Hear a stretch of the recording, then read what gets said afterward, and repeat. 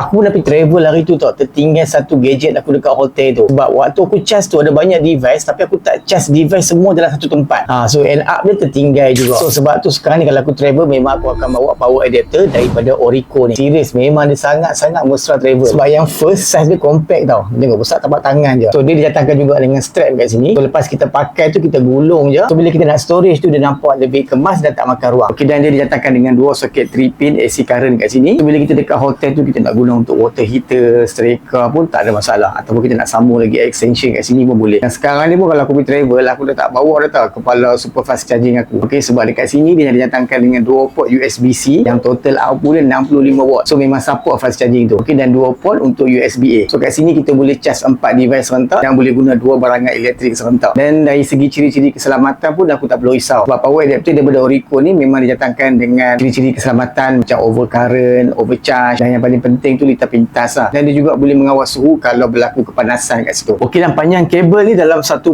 meter. So kalau kita nak pakai dekat hotel tu pun okey lah dia punya panjang tu. So dan memang aku sangat recommend kalau hampa untuk nak cari power adapter yang boleh pakai rumah, boleh pakai travel. Okey, dan dengan harga yang sangat-sangat berbaloi. Dan dia ada beberapa pilihan warna lagi dan memang cepat sold out tau warna-warna yang cun tu. So kalau hampa nak grab, check dekat link cepat.